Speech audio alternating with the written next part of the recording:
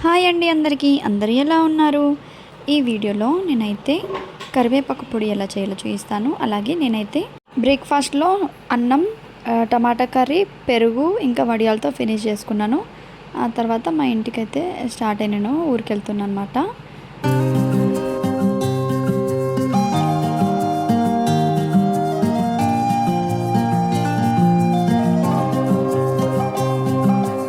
ఇంకా సికింద్రాబాద్లో షాపింగ్ చేద్దామని చెప్పేసి మేము లాస్ట్ స్టాప్ దాకా వెళ్ళకుండా మధ్యలోనే, అంటే బాటా రూట్ అని ఒకటి ఉంటుంది అన్నట్టు, అక్కడ ఆ స్టాప్ దగ్గర దిగినాము.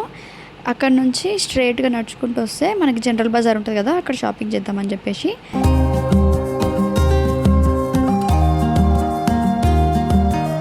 మెయిన్ షాపింగ్ దేనికోసం అంటే రాఖీ పౌర్ణమి వస్తుంది కాబట్టి రాఖీస్ తీసుకుందాము అని చెప్పేసి అయితే మేము అక్కడ దిగినాం అన్నట్టు. ఇక్కడ సికింద్రాబాద్లో ప్రైజెస్ అయితే చాలా తక్కువ ఉన్నాయి. అంటే ఇంకా ఫెస్టివల్ దగ్గరకు వస్తుంది కాబట్టి ప్రైజెస్ ఎక్కువ ఉంటాయేమో అనుకున్నాము, కానీ చాలా తక్కువ ఉన్నాయి. అంటే 20 రూపీస్ 10 రూపీస్ నుంచి కూడా స్టార్టింగ్ ఉన్నాయి సింపుల్వి. అయితే మేము తీసుకున్నాం వచ్చేసి 40 రూపీస్కి ఒక్కటి పడింది అన్నట్టు.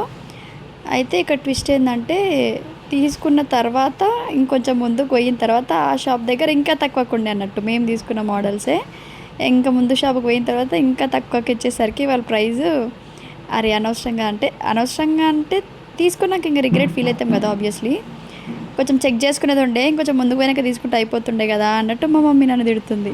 నేనేమో నా బాధ ఏంటంటే మళ్ళీ బస్సు ఇంకా అంటే సికింద్రాబాద్ నుంచి మళ్ళీ బస్సు ఎక్కి మా ఊరికి వెళ్ళాలి కదా, మళ్ళీ ఆ బస్ మిస్ అయితే ఎట్లా అని చెప్పేసి హడావిడిగా ఫాస్ట్గా తీసేసుకో ఎక్కడైతే ఏముంది అని చెప్పేసి నేనైతే తీసుకోమని చెప్పిన. కానీ మేము తీసుకున్న దానికంటే ముందుకు పోయినాక ఇంకా తక్కువ దొరుకుతున్నాయి అన్నట్టు. ముందుకు వస్తున్నా కొద్దీ ఇంకా సరే మమ్మీ తిడుతుంది కాబట్టి నేను సైలెంట్ అయిపోయినాను. నేను ఏమనలేను, ఇక మిస్టేక్ నాది కూడా ఉంది కదా అని చెప్పేసి. కానీ నేను ఆలోచించడం కూడా కరెక్టే కదా, కొన్నిసార్లు అట్లా అవుతుంటుంది, ఏం చేయలేము. అండ్ ఇక్కడ జనరల్ బజార్లో ఏమంటారంటే లేడీస్ వరల్డ్ అనమాట. ఏది కావాలంటే అది దొరుకుతుంది ప్రతి ఒక్కటి. ఈ మోడల్ కొత్త మోడల్ ఏమో బ్యాంగిల్స్ ఎక్కడ చూసినా ఇవే కనిపిస్తున్నాయి అని చూస్తుంది అన్నట్టు మమ్మీ.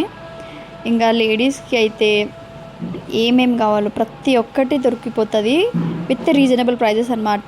జనరల్ బజార్లో చాలా స్ట్రీట్ షాపింగ్ చేయొచ్చు మంచిగా. అండ్ ఈ నైట్లో రావడం నేనైతే తక్కువ అన్నట్టు, ఎప్పుడు రాలేదు ఈ నైట్లో. ఇంకా నాకు చూస్తుంటే ఫుల్ కలర్ఫుల్గా లైట్స్ తోటి కోలాహలంలాగా జాతరలాగా అనిపించింది ఆ నైట్ టైము.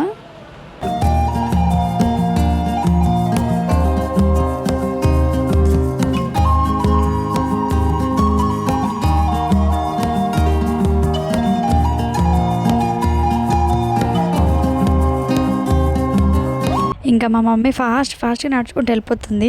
నేనేమో ఫుల్ టైర్డ్ అయిపోయినాను. ఎక్కడికి అంటే ఈ అల్ఫా హోటల్ అని ఉంటుంది అనమాట సికింద్రాబాద్లో, అక్కడ తీసుకోవడం కోసము ఎగ్ పఫ్ ఇంకా దిల్ పసంద్ దిల్ కుష్ ఏమో ఉంటాయి కదా, అవి తీసుకోనికి. నేను తినను, నాకు అవి నచ్చవు. నేనైతే జంక్ ఫుడ్ని అవాయిడ్ చేస్తాను. మా వాళ్ళకి ఎంత చెప్పినా వాళ్ళు వినరు. ఇంకా మన అంటే ఇట్లా మాట్లాడింది అనుకోండి ఇలా గొడవలాగా అయిపోతుంది అన్నట్టు. ఇంకా చెప్పి విసుగు వచ్చేసింది నాకైతే. ఇంకా బస్ దిగిన తర్వాత మా డాడీ అయితే పికప్ చేసుకున్నారు మమ్మల్ని ఇద్దరిని. ఇంకా ఇంటికైతే వెళ్ళిపోతున్నాము.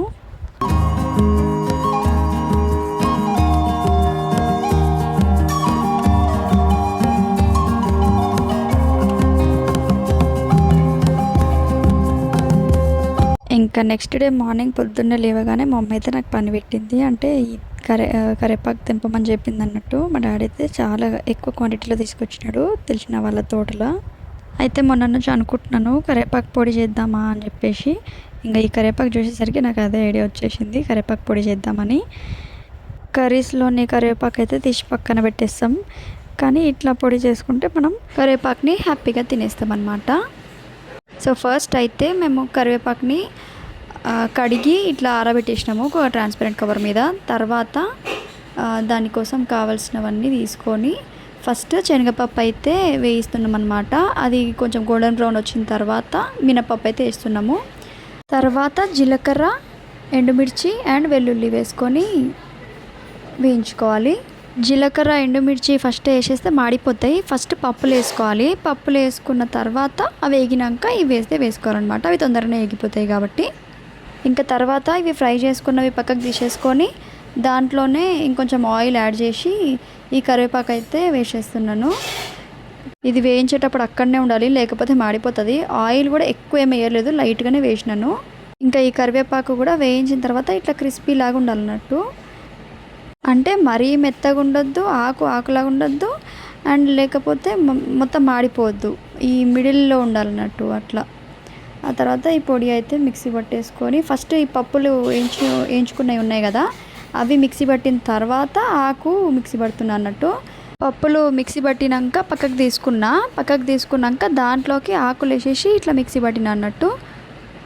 ఇంకా తర్వాత మళ్ళీ రెండు కలిపి మిక్సీ వేసేసి కొంచెం సాల్ట్ అండ్ చింతపండు వేసేసి మిక్సీ పట్టేసిన. మళ్ళీ ఈ మిక్సీ ప్రాసెస్ కూడా పెద్దగా అంటే ఫాస్ట్గా పెట్టేసి ఒకటేసరికి కాకుండా స్లోగా పెట్టి కొంచెం టైం టేకింగ్ లాగా చేయాలన్నట్టు. కొంచెం ఒక 2-3 మినిట్స్ లాగా ఆపుకుంటూ చేయాలి.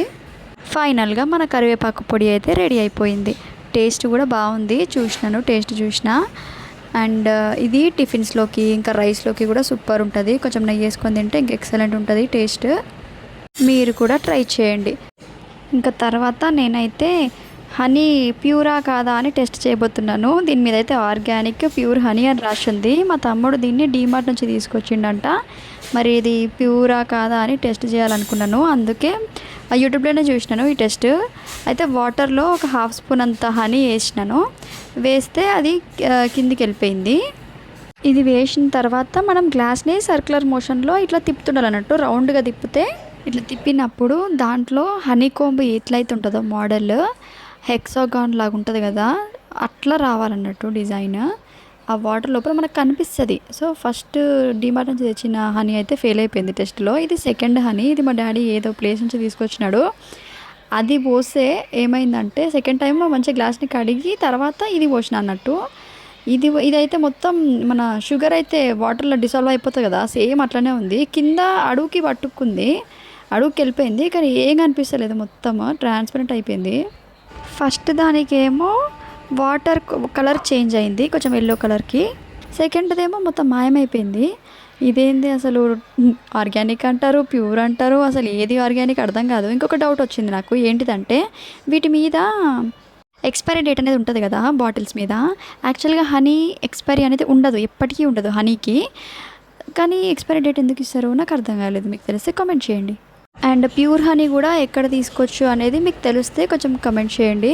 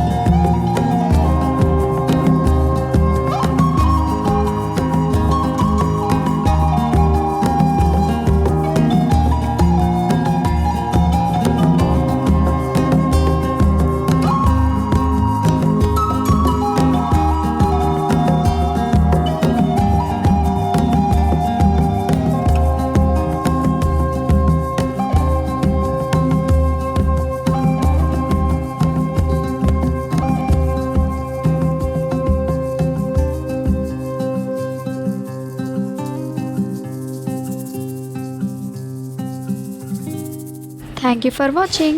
Bye.